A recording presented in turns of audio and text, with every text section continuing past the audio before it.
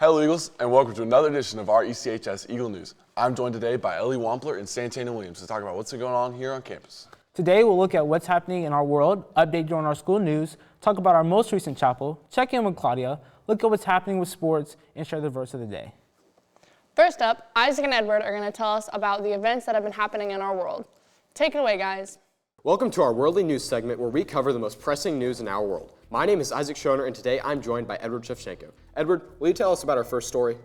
Of course. First up, on April 8, 2024, a total solar eclipse crossed North America, passing over Mexico, the United States, and Canada. A total solar eclipse happens when the moon passes between the sun and Earth, completely blocking the face of the sun. How is it different from the eclipse in 2017? During the 2017 total solar eclipse, the path ranged from about 62 to 71 miles wide. During the April eclipse, the path over North America ranged about 108 to 122 miles wide. The 2024 eclipse path also passed over more cities and densely populated areas than the 2017 path did. We hope you went out and saw it because the next solar eclipse won't be until 2044.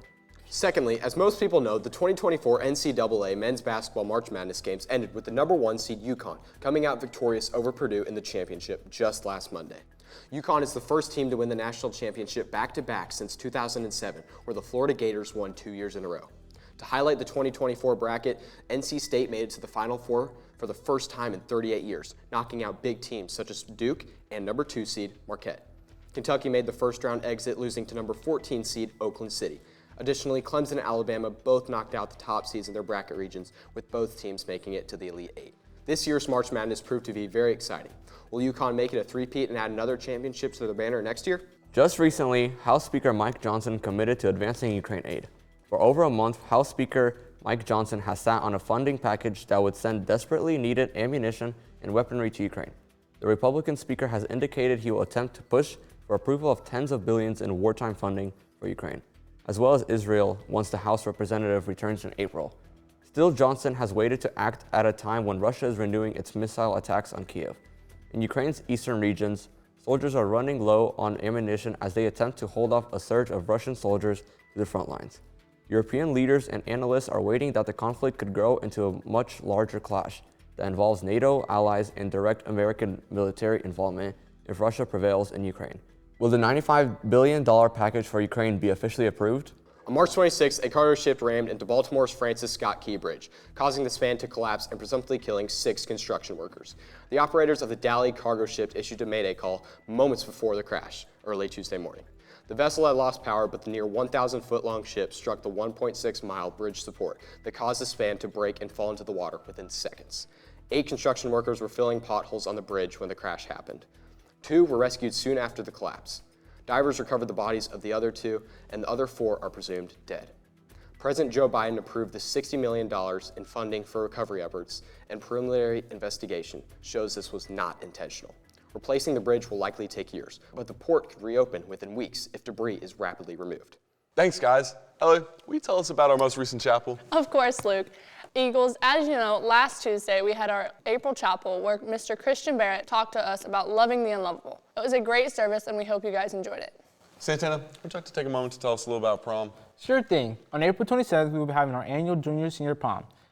The theme will be happily ever after. Make sure you go get your tickets now where they're on sale for $30. Tickets will also be available at the door for $35. Tickets will be sold also from the front office. Thanks, Santana. Now, Luke, tell us a little bit about food trucks last week.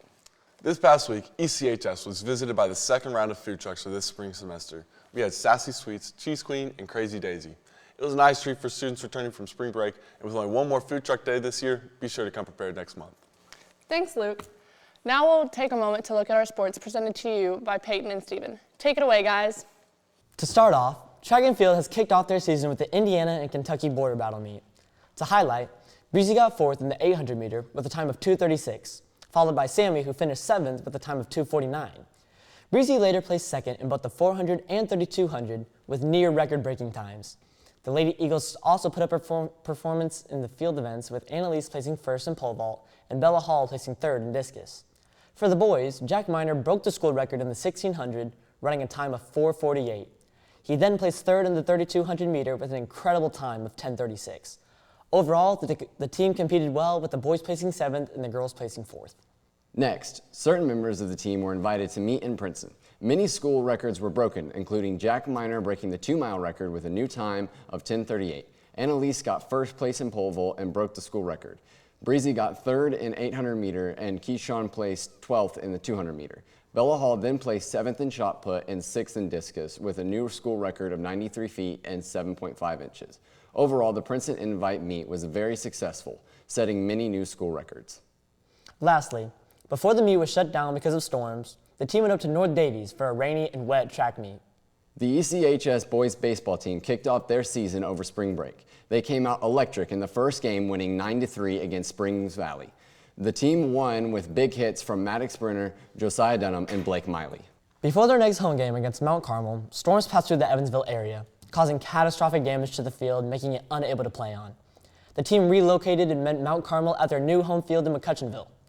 The boys battled throughout the first 8 innings and entered the 9th inning tied 5-5. In the bottom of the 9th, Blake Miley hit a fly out to center field where Maddox tagged up on third to secure the game-winning run. The team won 6-5 against Mount Carmel, who is ranked highly in Class 3A.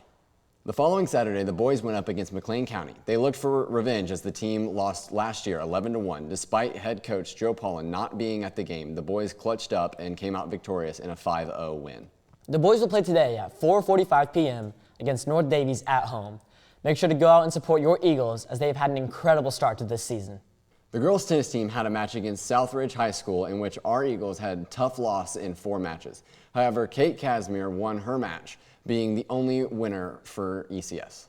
The girls later played Bar Reeve, South Spencer, Evansville Day School, and Paoli. These matches were very well fought, with some even ending with Our Lady Eagles remaining victorious. And that's all for sports. Back to you, anchors. Thanks, guys. Keep working hard, Eagles. We'd like to remind you that Spirit Week starts this week. Starting off Monday with Double Denim Day. Tuesday is Barbie and Ken Day. Wednesday is Anything But a Backpack. And Thursday is Rhyme Without Reason Day. Before ending off the week with Blue and Gold Day on Friday. So be prepared to show up for your class. Sounds like fun. Now we send it to Caden for verse of the day. Today's verse of the day is from Colossians 3:23. So whether you eat or drink or whatever you do it all for the glory of God. Now, let's send it back to the anchors. Thanks, Caden. Now let's see what Claudia's up to in the kitchen with Claudia Makes. Hello everyone, and welcome back to Claudia Makes. My name is Claudia, of course, and today I'll be showing you how to make colorful rainbow sprinkle cookies. Let's get started. Put 1.5 cups of flour, 1 tablespoon of cornstarch, half a teaspoon of baking soda, and half a teaspoon of salt in a large bowl and whisk them all together. Then, put half a cup of unsalted butter and 3/4 cup of granulated sugar into the bowl of your stand mixer and mix it on high speed until it becomes light and fluffy. Scrape down the sides of the bowl, then add in 1 egg and 1 teaspoon of vanilla extract and mix again until well combined. Now, we'll add the dry mixture to the wet mixture and stir it on low speed. Once it's done mixing, scrape the sides of the bowl and add half a cup of rainbow sprinkles. Then mix again until well combined. Portion out about 2 teaspoons of dough from the mixing bowl and roll the dough into a ball. Then place the dough balls on a plate, cover them in plastic wrap, and let them chill for an hour. And once the dough balls are done chilling, put 6 of them on a tray lined with parchment paper and bake them for 11 minutes. Repeat this process until all the dough balls have been baked. And that is how you make colorful sprinkle cookies. Thank you for joining me today on Claudia Makes, and I hope that you'll tune in next time. Goodbye. Wow. Good job, Claudia. We have here with us today some of these delectable cookies. Let's take a bite into these. So good. Really yeah. good. These are fantastic. Thank you so Yes. much. Well, that's all we have for today. We hope that you enjoyed this broadcast and that you'll be looking out for the next one. From all of us here at the Anchor Desk, Fly high, Eagles.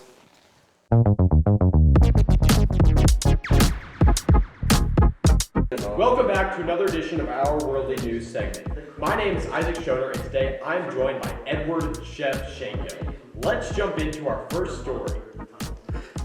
Okay, Edward.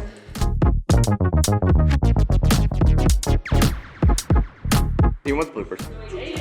All right, what do you need me to do? Your left?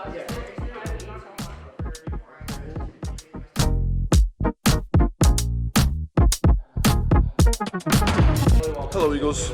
Welcome to Setup. Here we are.